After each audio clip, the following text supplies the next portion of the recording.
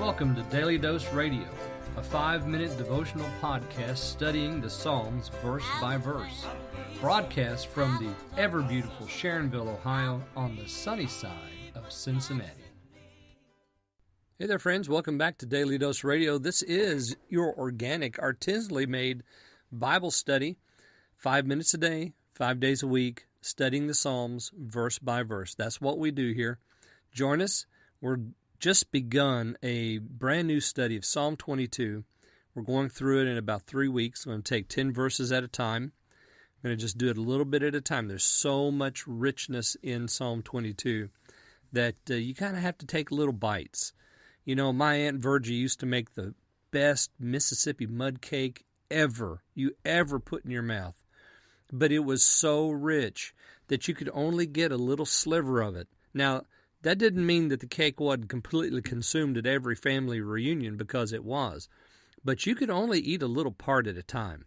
So everybody would get a little slice of it and put it on their plate. Everybody knew she was going to bring Mississippi mud cake and fried apple turnovers. Oh, my word.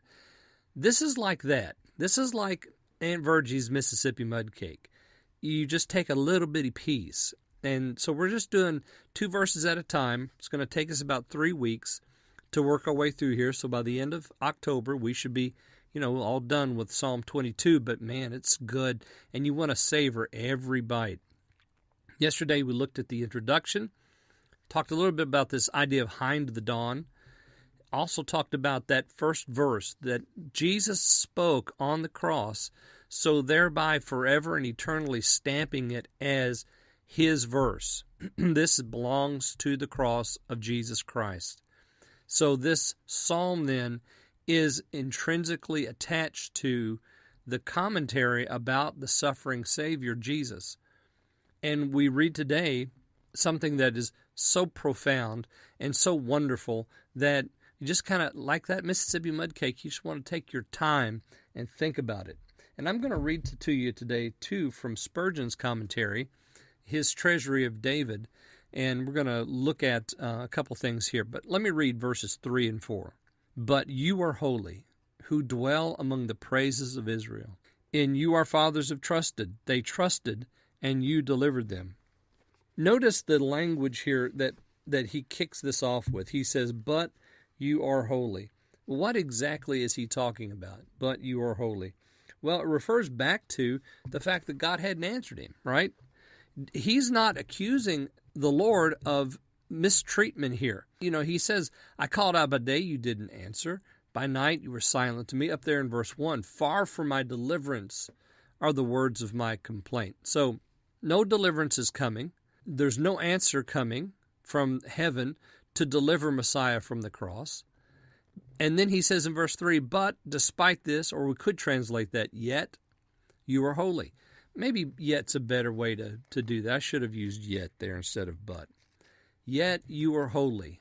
You see, it doesn't matter what my experience is, because there's one solid truth that never changes, and that is who God is. He is always holy. And we can't accuse him of being anything but holy, no matter what our experience. And even Messiah on the cross says, you didn't answer me. I've been praying and complaining. I call out by day, I call out by night, but you're silent, yet you're holy. You who dwell amongst the praises of Israel, in you our fathers have trusted. They trusted, and you delivered them. Now let me just read to you. Oops, sorry about that. Let me just read to you from Spurgeon's Treasury of David. He says about this particular verse 3, if we cannot perceive any ground for the delay, we must leave the riddle unsolved, but we must not fly in God's face in order to invent an answer. While the holiness of God is in the highest degree acknowledged and adored, the afflicted speaker in this verse seems to marvel how the holy God could forsake him and be silent to his cries. The argument is, you are holy. Why is it that you disregard your Holy One in his hour of anguish? We may not question the holiness of God, but we may argue from it and use it as a plea in our petitions. So you see, the holiness of God is being declared here, and as the answer doesn't come, so God's holiness is seen. And in that holiness, the fathers trusted. Now, we'll return to verse 4 and pick up verses 5 and 6 tomorrow. I hope you'll join me then on Daily Dose Radio. Thanks for listening to Daily Dose Radio. I'm David Smith. The music today has been performed by the Bluegrass Experiment. Thanks again for listening. I'll see you next time on Daily Dose Radio.